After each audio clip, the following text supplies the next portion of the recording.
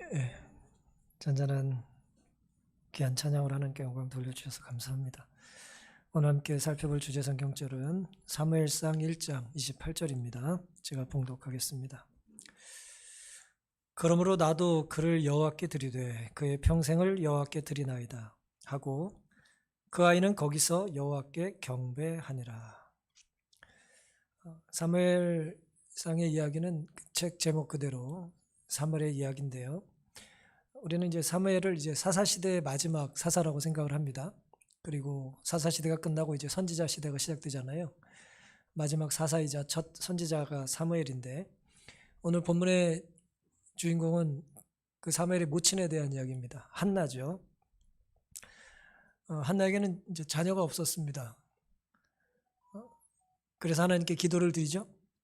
저에게 자식을 주시면, 특별히 아들을 주시면 하나님께 다시 드리겠습니다. 뭐 그런 이제 기도를 드렸습니다.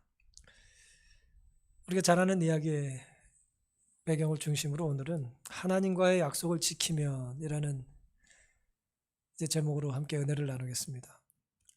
하나님과의 약속을 지키면. 사무엘상 1장부터 보시면 이제 사무엘의 아버지가 어디 출신인지에 대한 1절의 이야기에 이어서 그 아버지는 2절에 보면 두 아내가 있었습니다. 그에게 두 아내가 있으니 엘가나에게요. 하나의 이름은 한나요. 하나의 이름은 분인나라. 분인나는 자식이 뭐예요? 자식이 있고 한나는 무자하더라 그랬습니다. 6절입니다. 여호와께서 그로 성태치 못하게 하심으로 그 대적 분인나가 그를 심히 격동하여 번민케 하더라. 7절. 매년에 한나가 여호와의 집에 올라갈 때마다 남편이 그같이 하며 분인나가 그를 격동시키므로, 그같이 한다는 얘기는 제사를 드리고 그 제사 제물을 이제 나눠 먹는 그런 문화가 있는데, 한나에게는 두 몫을 줬다는 거예요. 자식이 없지만 자식이 있는 것처럼 두 몫을 줬다는 거죠. 해마다 그렇게 이제 남편이 하는 걸 보고 분인나가 이제 기분이 나빴다는 거예요. 그를 격동시키므로, 자식도 없으면서 두 배를 받으면 어떡하냐고 이제 그렇게 함으로 한나가 울고 먹지 아니했다 그랬습니다. 그러니까 이제 제사 예물을 나눠 먹고 이제 노나 갔는데 그 아무리 좋은 걸 받아도 자기가 그걸 취하지 않았다는 얘기입니다. 8절. 그 남편 엘가나가 그에게 이르되 한나여 어찌하여 울며 어찌하여 먹지 아니하며 어찌하여 그대의 마음이 슬프뇨 내가 그대에게 10 아들보다 낫지 아니하뇨. 이제 그런 이야기를 합니다. 한나의 문제가 뭐였어요? 한나의 문제가 뭐였습니까? 아들이 없는 게 문제였어요. 그렇죠? 아들이 없는 게 문제였고, 더더욱 그 문제 때문에 자꾸 일들이 커지게 됐습니다. 내용을 보면 엘가나는 경건한 사람이었어요. 한나도 마찬가지고요. 하지만 아무리 경건한 사람도 그 시대의 어떤 문화에서 완전히 자유롭기는 쉽지가 않은 것처럼 보입니다. 경건한 레위 자손 엘가나는 한나와 결혼했는데 둘 사이에 자식이 없었고요. 자식이 생기지 않으면 사실은 뭐 두 사람 다의 이제 책임을 수 있고 공동 이제 책임이고, 특별히 가장이 스트레스를 더 받아야 하는데, 이 연약한 이 여인들이 고대 사회, 이 무지한 세상일수록 여자가 그 모든 짐을 혼자 져야 됐습니다. 출산의 기쁨을 여인이 이 한나는 맛보지 못했어요. 여자로서의 그 행복이 없었던 것이죠. 그래서 엘가나가 뭐 새로울 것도 없는 남들이 다 하는 선택을 합니다. 그 선택이 뭐겠어요? 둘째 아내를 얻는 것입니다. 뭐 당시엔 그것이 하나의 이제 상식이었기 때문에 그렇습니다. 남편은 그의 가계를 영속시키려고 집안의 대를 잇기 위해서 그런 소망으로 다른 많은 사람들이 그렇게 했듯이, 동시대에 살던 사람들이 다 그렇게 했듯이 제2 결혼 계약을 맺었다 그랬어요. 그러나 하나님께 대한 신앙심의 부족으로 이루어진 이 처사는 행복을 가져오지 못했다. 집안에 아들, 딸들이 탄생하였으나 누구와의 사이에서요? 둘째 부인 분인나와의 사이에서는 자식들이 이제 태어났는데요. 그 모든 일들은 신앙의 부족으로 이루어진 일이었기 때문에 결국 하나님의 거룩한 제도의 기쁨, 그러니까 가정제도를 얘기하는 것이죠. 그 기쁨과 아름다움은 훼손되었고 가정의 평화가 뭐였습니까? 깨어졌어요. 집에 자식이 없어서 자식이 생길 수 있는 방법을 이제 뭐 도출해 가지고 뭐 아브라함이 했듯이 그렇게 한 것인데 결국 그 가정의 평화가 깨졌다는 것입니다. 우리는 하나님께서 막지 않으셨다고 그래서 뭐든 해도 되는 건 아닙니다. 우리가 이제 뭔가 좀 혼란스럽고 헷갈릴 때 선택을 할 수 있잖아요. 잘 모르면 안 하는 사람이 있어요. 근데 어떤 사람은 뭐예요? 확실하지 않으니까 확실할 때까지 해보는 사람이 있어요. 하나님 막지 않았다는 거죠. 확실하면 하나님 막지 않겠냐? 뭐 그렇게 이제 생각하는 경우도 있습니다. 하나님이 막지 않으셨다고. 당시에 그 타락한 문화 속에서 하나님의 자녀라 할지라도 일부 다처제의 어떤 그 문화 속에 하나님이 그걸 막지 않으셨다 그래서 하나님이 기쁘게 즐겁게 승인하신 것은 아닙니다. 그러니까 막지 않으신 게 승인한 건 아니라는 거예요. 문화적으로 용인되고 상식적으로 시행되는 일이라 할지라도 누구와 의논해야 됩니까? 하나님께 의논해야 돼요. 특별히 의논의 성격은 뭐가 돼야 되죠? 내 생각을 통과하는 게 아니라 하나님의 승인을 받아야 되는 것입니다. 그러니까 하나님께 이렇게 정보를 드리는 게 아니에요. 내 생각을. 그건 순종이 아니잖아요. 하나님의 뜻을 구해야 되는 것이죠. 근데 엘가나가 경건한 사람이었음에도 불구하고 그렇게 하지 않았다는 거예요. 그만큼 우리 신앙하는 우리들이 이 동시대에 사는 문화에서 자유로운 게 쉽지가 않은 거죠. 하나님을 뒤로 미루고 결국 했던 결정은 당장은 좋아 보이잖아요. 기다렸던 자식이 생겼으니까 당장은 좋아 보입니다만은 실상은 그것이 불행의 시작이었습니다. 질투심 강한 분인나는 자식을 잘 낳았고 경건한 한나는 아이를 낳지 못했는데 둘 사이가 갑자기 이제 균형이 깨지기 시작한 거예요. 그래서 이제 오만하고 불손한 이 분인나가 한나를 이제 조롱한 것입니다. 어떻게 조롱했을까요? 고대사의 여자의 위치는 뭐에 결정되죠? 뭐로? 결혼 전에는 아버지에게 의존돼 있다가 결혼하면 남편에게 의존이 됩니다. 하지만 그것을 끝나는 게 아니에요. 누굴 낳아야 돼요? 아들을 낳아야 합니다. 분인나가 이제 놀렸겠죠. 약 올린 거예요. 하면 됩니까? 안 됩니까? 그렇게. 우리 안에 죄된 많은 기질들이 있는데 남을 약 올리면 안 돼요. 특별히 나보다 못한 사람을 약 올리면 안 됩니다. 하나님이 막으셔서 지금 한나가 잠시 지금 아이를 낳지 못하고 있는데 내가 놀리는 건 누굴 놀리는 거예요, 결국? 하나님을 대적하는 일이잖아요. 자식이 없는 것이 하나님께 버림받았다는 증거로 생각했던 당시 여인들, 특별히 한나의 마음이 참 힘들었을 텐데요. 한나가 부족했던 건 지금 보니까 딱 하나예요. 뭐가 없는 거예요? 아들이 없는 겁니다. 아들 없는 것 빼곤 다 가졌어요. 남편이 믿음도 좋고 또 부유해 보이고 또 자기도 하나님을 신실히 믿어요. 남편이 특별히 자기를 끔찍히 사랑해요. 없는 게 하나입니다. 근데 때로 우리는 하나 없는 것이 나머지 모든 것보다 더 크게 느껴질 때가 있습니까? 많이 그래요. 그 하나 문제가 나머지 모든 문제 없는 것보다 더 크게 느껴지는 거죠. 그 하나의 결핍이 그렇게 고통스럽게 느끼는 것입니다. 우리가 이제 살다 보면 어느 한날의 특별한 사고 때문에 인생 전체의 행복이 사라져 갔다고 말하는 사람들을 우리가 보게 되죠. 그 순간 내 모든 행복이 사라졌다. 그 사건으로 내 모든 꿈이 깨졌다. 뭐 그렇게 말하는 분들이 있잖아요. 한나에게 지금 이 사건이 그런 것입니다. 내가 원하는 그 한 가지가 없습니다. 내가 하나님께 많은 걸 달라고 합니까? 하나면 되는데 왜 그 하나를 안 주십니까? 이제 그런 안타까움이 있는 것이죠. 하지만 결정적인 문제는 뭐냐면 그 결핍을 내가 해결할 수 없다는 거예요. 내가 할 수가 있는 게 아니잖아요. 자식을 어떻게 내가 낳겠어요, 혼자. 하나님이 주셔야 낳는 거잖아요. 억울하고 자존심 상하고 가슴이 답답해요. 우리도 이 땅에 살다 보면은 문제에 직면할 때가 있습니다. 근데 거듭 말씀드립니다만은 우리가 보기에 문제지만, 우리가 보기에 답이 없지만 하나님께는 답이 있으실까요? 우리는 그걸 믿는 사람들이에요. 그리고 그렇게 믿어야 합니다. 우리가 그걸 믿지 않는다면 우리는 이렇게 교회 와서 안식일에 또 성도들과 마스크 끼고 앉아가지고 이렇게 힘든, 굳이 이런 일을 할 필요가 없어요. 우리에게 믿음이 있기 때문이죠. 어떤 믿음이 있어요? 하나님이 내 모든 삶의 해답을 가지고 계시다는 믿음이 있는 것입니다.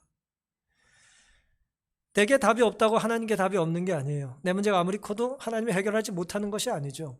언제나 내가 가진 문제보다 하나님은 더 크신 분이에요. 그 믿음 가지시고 한나와 비슷한 문제로 고민하고 계시다면 우리에게 한나의 믿음과 또 소원과 또 그가 품었던 간절함을 달라고 기도할 수 있는 이 안식일 되기를 간절히 바랍니다. 문제가 있으면 누구에게 가져가자? 하나님께 가져가야 합니다. 문제 없는 사람은 없습니다. 한나는 결국 그래서 그 문제를 하나님께 가져가고 이렇게 이제 하나님께 기도를 드렸어요. 10절부터. 한나가 마음이 괴로워서, 여기까지는 우리가 비슷해요. 괴로운 사람 많잖아요. 여호와께 기도하고 통곡합니다. 여기까지도 좀 비슷할지 모르겠어요. 힘들고 어려우면 하나님 앞에 통곡하지 않는 사람 누가 있습니까? 마음이 괴로울 때 여호와께 기도하고 통곡합니다. 그 다음이 중요해요. 11절. 서원하여 가로되. 우리가 힘들고 어려울 때 서원합니까? 우리가 서원 안 해요? 그거 덜 힘든 거예요. 서원 안 하면 아직 덜 힘든 거예요. 견딜만 한 거예요. 보통 사람들은 간절함에 항상 뭐가 딸려오냐면 서원이 딸려와요. 하나님 이 문제를 해결해 주시면, 하나님 이 아픔을 낫게 해주시면, 하나님 이 시련을 내가 극복할 수 있게 도와주신다면 이라고 우리가 반드시 서원이 붙어요. 이걸 우리가 거래라고 할 수도 있고 하나님과 무슨 주고받는 조건적인 약속이라고 할 수도 있을지 모르지만 어쨌든 우리에겐 간절합니다. 반드시 서원이 따라와요. 만군의 여호와여, 만일 주의 여종의 고통을 돌아보시고 나를 생각하시고 주의 여종을 잊지 아니하사 아들을 주시면 내가 그의 평생에 그를 여호와께 드리고 삭도를 그 머리에 대지 아니하겠나이다. 나시린으로 구별하겠다는 거예요. 주시면 돌려드리겠다는 거예요. 그만큼 간절했어요. 내가 아이 한번 안아보게 해달라는 거예요. 그럼 내가 다시 돌려드리겠다는 거죠. 이제 영원히 우리 아이를, 주실 아이를 데려가셔도 내가 괜찮겠다는 거예요. 20절 결국 어떻게 합니까? 하나님께서 그의 기도를 들어주시고 한나가 잉태합니다. 때가 이름에 아들을 낳아 사무엘이라 이름하였으니 그랬어요. 사무엘은 엘은 하나님이잖아요. 샤마는 듣는다는 말씀이에요. 하나님이 들으셨다 그 얘기입니다. 샤마, 사무엘, 솔로몬 다 이제 거기서 나오는 비슷한 말들입니다. 하나님이 들으셨다는 거예요. 하나님은 들으시나요? 하나님은 들으시려고 우리에게 입을 주신 분입니다. 하나님은 말씀하시려고 우리에게 귀도 주신 분이에요. 한나의 기도를 하나님이 들으셨고 응답하시고 아들을 주셨어요. 이는 내가 여호와께 그를 구하였다 함이더라. 24절. 젖을 뗀 후에 그를 데리고 올라갈세. 여기 올라간다는 얘기는 이제 실로에 있는 하나님의 성소를 이제 올라간다는 의미입니다. 데리고 올라갈세. 수소 셋과 가루 한 에바와 포도주 한 가죽 부대를 가지고 실로 여호와의 집에 나아갔는데 아이가 아직 어리더라 그랬어요. 28절. 그러므로 나도 그를 여호와께 드리되 그의 평생을 여호와께 드리나이다 하고 그 아이를 거기서 여호와께 경배하니라. 그 아이를 두고 이제 온 거예요. 젖을 떼고 난 이후에.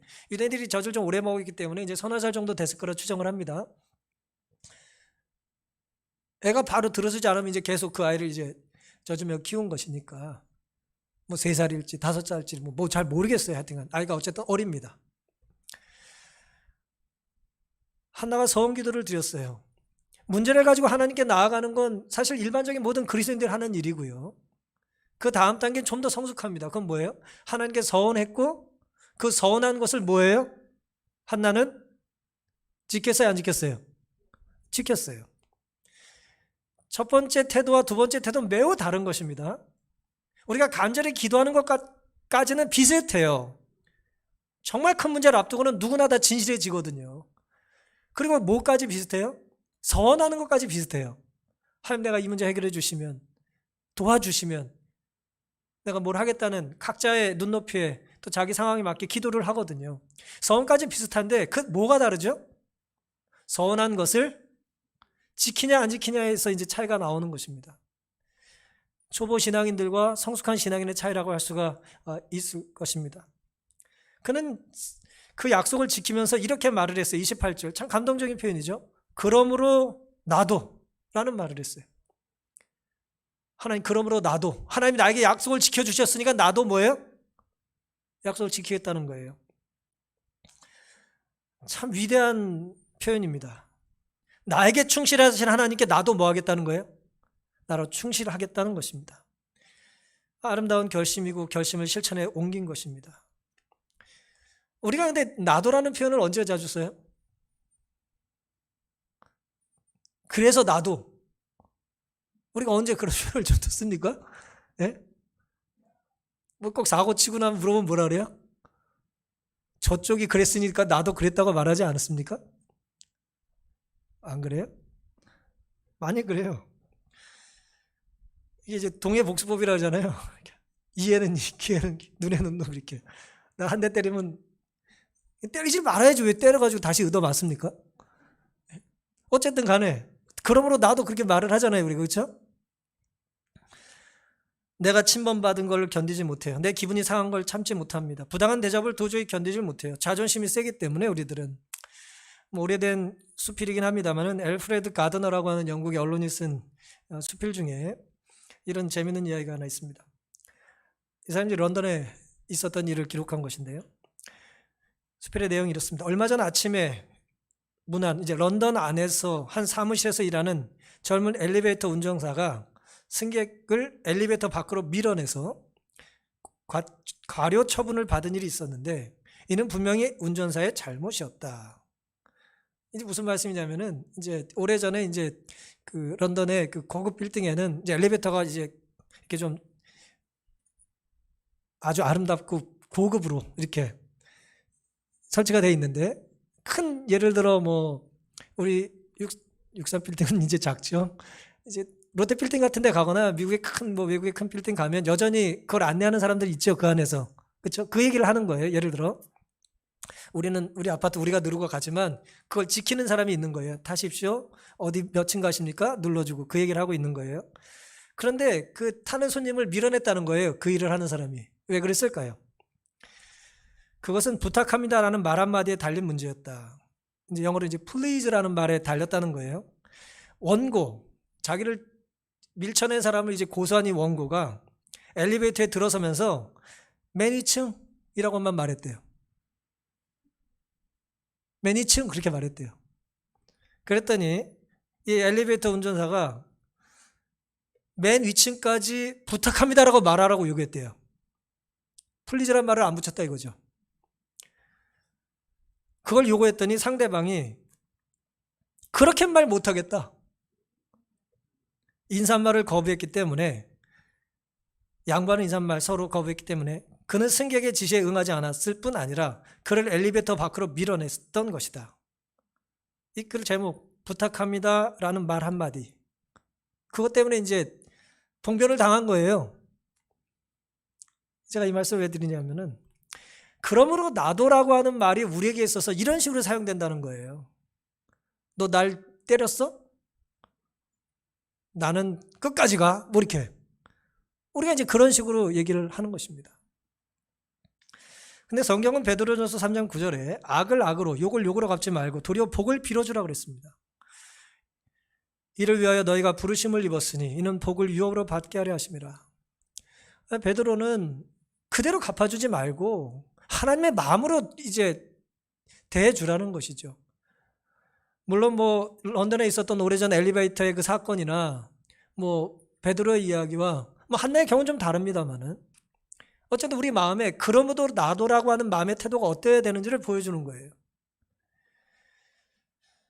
한나는 하나님께서 내 기도에 진실하셨듯이 또 그의 기도가 간절했듯이 그 기도할 때의 상황이 선을 지키는 일에도 충실했어요. 힘들면 누구나 하나님을 찾습니다. 중요한 것은 그때 찾은 하나님을 계속 찾는 거예요.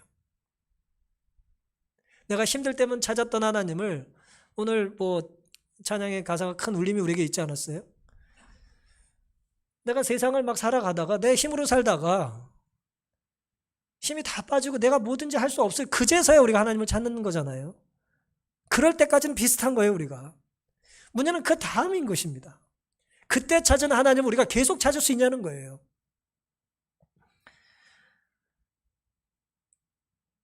내가 서원을 지키면 내가 손해볼 것 같거든요.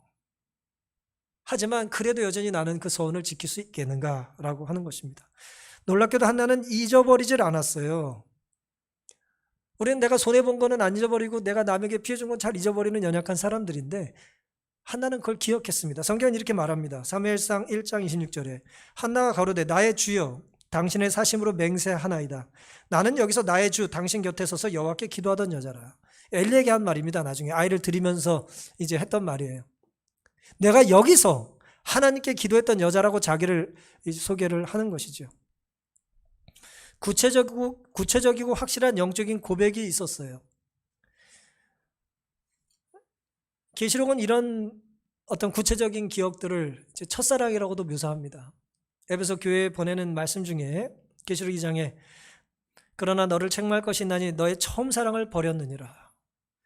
그러므로 어디서 떨어진 것을 생각하고 회개하여 처음 행위를 가지라. 만일 그리하지 아니하고 회개치 아니하면 내가 너에게 임하여 너의 촛대를 그 자리에서 옮기리라 경고하셨어요.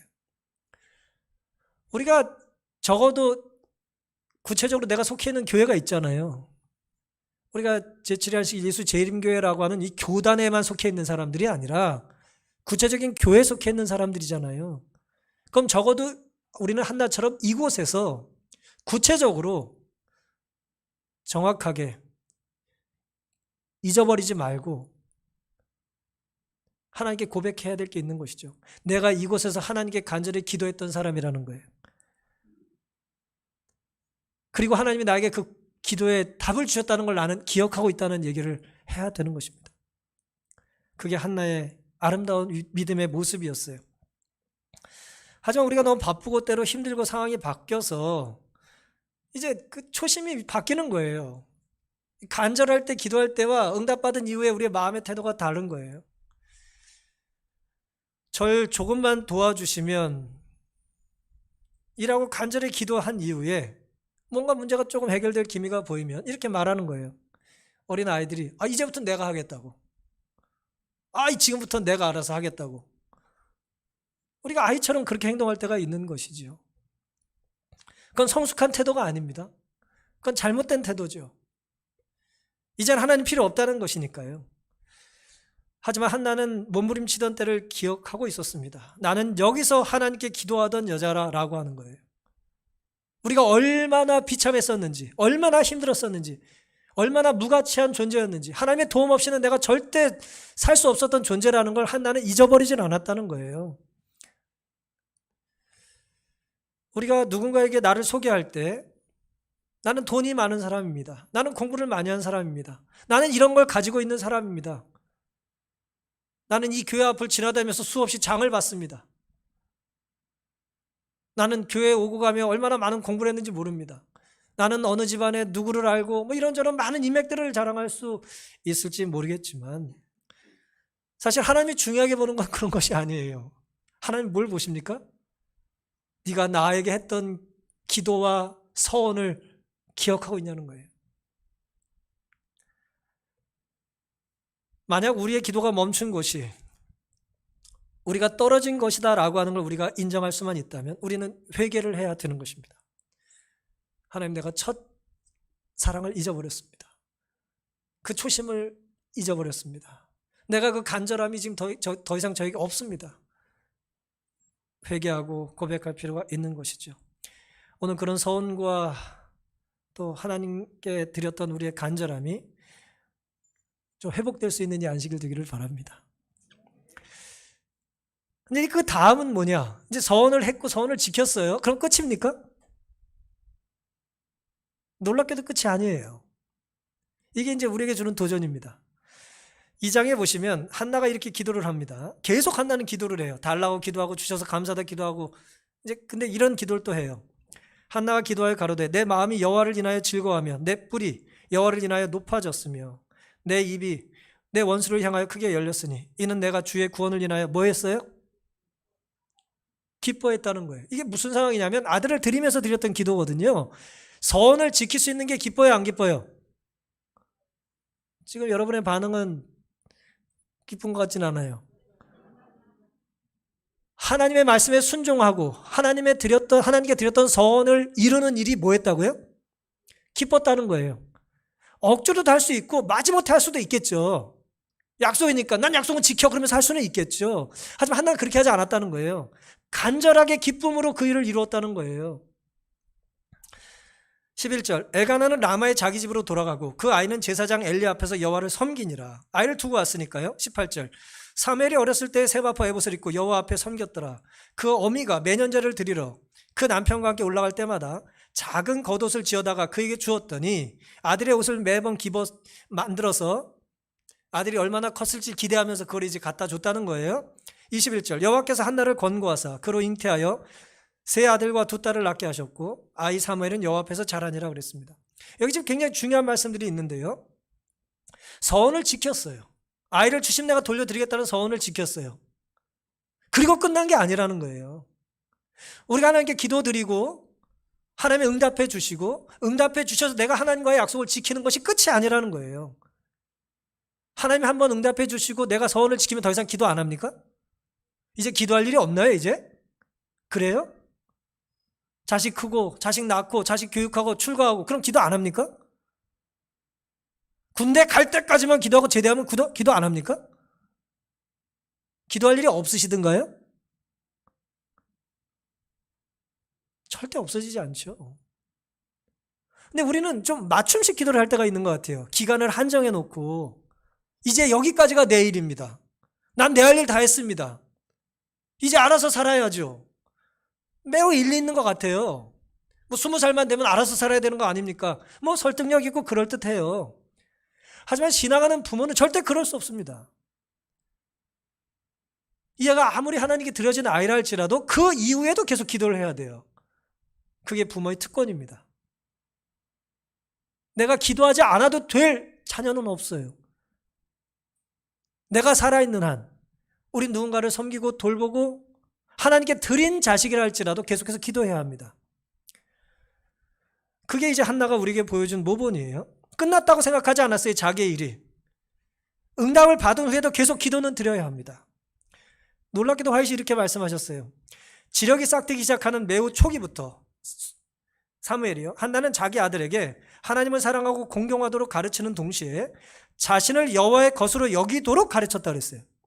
너는 내 자식이 아니라 누구 거라고요? 하나님이 너에게 하나님의 자식이라고 가르쳤다는 거예요. 굉장히 중요한 교육이죠.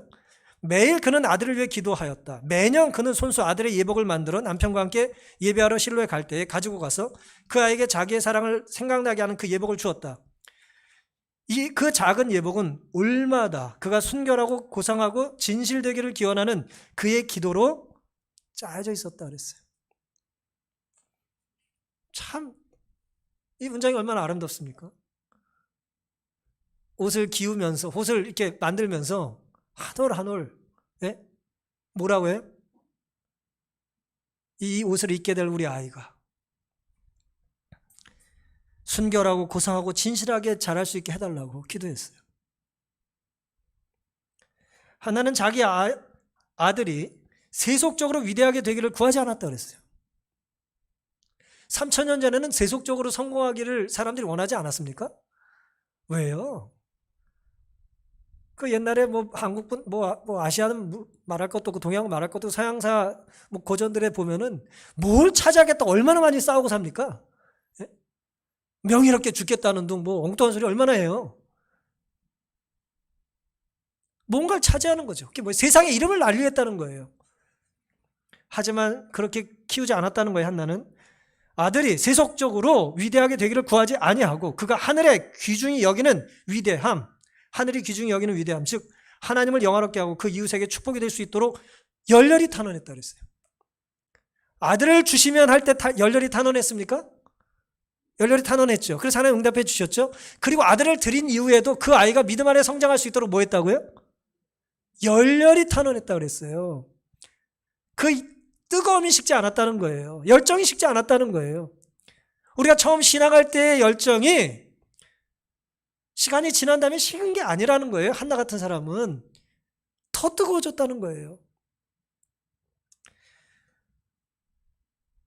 사무엘이 태어난 후에 멈춘 것도 아니고 하나님께 바친 이후에 멈춘 것이 아니에요. 그는 어머니만 드릴 수 있는 간절한 기도를 계속했던 것입니다. 어떤 경우에는 우리가 기도응답을 받은 것을 자랑처럼 간증할 때가 있습니다.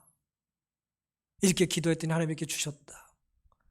이게 다 하나님이 하신 거다라고 말은 하지만 내가 얼마나 열심히 기도했는지를 이야기하고 내가 얼마나 오랫동안 기도했는지를 이야기하고 내가 심지어 뭘 먹지 않으면서까지 기도했다는 이야기를 우리가 할 때가 있어요. 우리가 자칫 잘못하면 기도하며 교만해질 수 있습니다. 응답받은 이야기를 하면서 교만해질 수 있어요. 하나님이 계시지 않고 자꾸 내가 기도한 게 남는 거죠. 내가 얼마나 열심히 했는지, 얼마나 내가 애를 썼는지 자기만 남는 거예요. 아무리 거룩한 행위를 한다 할지라도 그 안에 하나님이 계시지 않으면 이게 무슨 마른 막대기 같은 내 자랑거리만 남는 거예요. 우리가 그런 신앙을 하지 않게 되기를 간절히 바랍니다. 영적으로 우리가 조심해야 합니다. 제가 여러 번 말씀드린 내용인데 한 번 더 말씀을 드리겠습니다. C.S. 루이스라는 사람이 쓴 영광의 무게라고 하는 책에는 천국과 인간의 영원한 가치를 이렇게 기록해 놨습니다.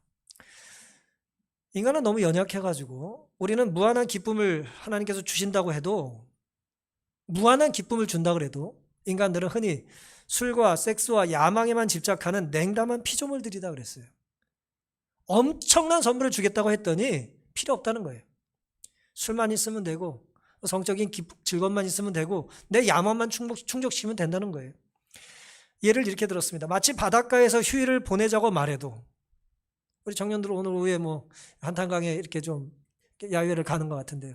멋진 그런 야외를 가서 최고의 이제 해변에 가서 바다를 보러 가자라고 이렇게 기회를 줘도 그게 무슨 뜻인지 상상을 못해서 그저 빈민가 한 구석에서 영국 사람이 오래전에 기록한 빈민가 한 구석이 얼마나 지저분한 곳이겠어요.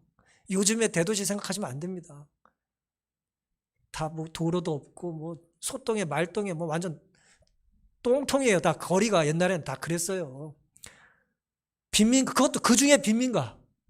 그 한 구석에서 진흙 파이나 만들고 놀고 싶어하는 철없는 아이 같습니다.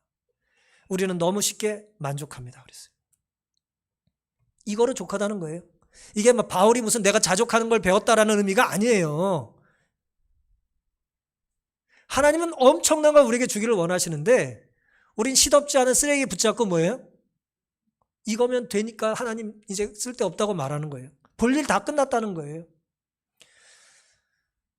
우리가 하나님 편에서 자주 떨어져 나가는 이유가 무엇입니까? 놀랍게도 루이스는 우리가 쉽게 만족하기 때문이라는 거예요. 너무 쉽게 만족한다는 거예요. 우리가 이기적인 존재인데 어떻게 쉽게 만족할까요? 이기적이라 그래요. 어리석기 때문에 그렇습니다. 그게 단주 아는 거예요. 하나님은 더 크고 더 온전한 걸 주실 수 있는데 우린 됐다는 거예요. 그냥 예를 들어 겨울 스포츠를 좋아하시는 분은 예를 들어 스키를 예를 들면 전 잘 타지 못합니다만은 그 배우는 그 시간을 조금만 견디면 그 멋진 즐거움을 누릴 수 있는데 뭐 하겠다는 거예요? 난 썰매 타겠다 이거예요. 다 필요 없다는 거예요. 어리석잖아요. 수고하고 노력하고 말씀에 순종하고 서원을 지키면 엄청난 즐거움이 우리에게 있는데 빽빽 이상한 소리 지르면서 난 괜찮다는 거예요. 얼마든지 이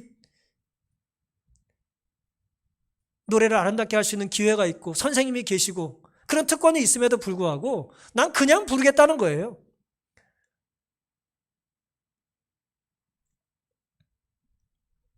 내 삶을 내게 맡기면, 너의 삶을 나에게 맡기면 내가 너를 상상도 못할 아름다운 곳으로 데려가겠다고 말해도 됐다는 거예요. 싫다는 것입니다. 겸손 때문이 아니죠. 작은 것에 중독했고 취했기 때문에 그래요. 순결하고 투명한 아주 아름다운 분별력을 가지고 살 수도 있음에도 불구하고 헬렐레 팔렐레 해가지고 뭐예요? 곤드레 만드레 취해 사는 게 좋다는 거예요. 하나님이 우리에게 주기를 원하는 가정은 욕지거리라고 폭력을 행사하는 그런 가정이 아니에요. 에덴의 이상은 그런 것이 아니잖아요. 근데 됐다는 거예요. 이 정도면 만족한다는 거예요. 하나님은 그런 우리를 한 번 더 부르십니다. 뭐라고 부르세요? 내가 너에게 준 걸 가져오라는 거예요. 그때 우리가 내가 가진 건 아들 하나밖에 없는데 하나를 달라고 하면, 물론 내가 서운한 것이긴 합니다만은, 그때 오늘 우리의 문제는 뭡니까? 내 걸 다 가져가실 겁니까? 라는 거죠. 하지만 놀랍게도 우리가 어떤 걸 알아요? 사무엘을 하나님께 드렸더니 하나님께서 뭘 주세요?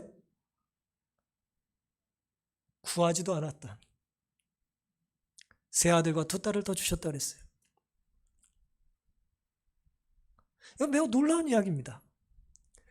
하나님 때로 우리의 마음을 비우라고 하시죠. 우리의 주머니를 비우라고 하세요. 털털 털어가세요.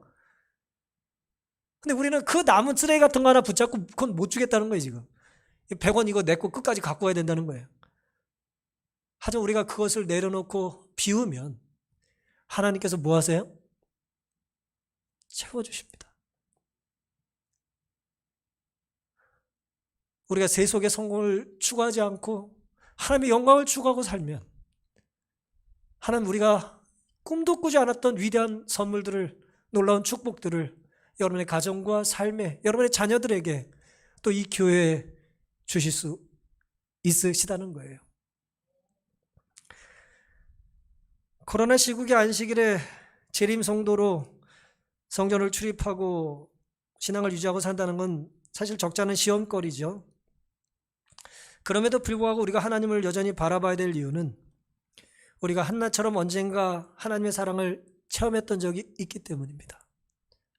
여기 기도응답 받지 않고 앉아있을 수 있는 사람 아무도 없어요. 우리는 누구나 다 간절함이 있었던 사람들입니다.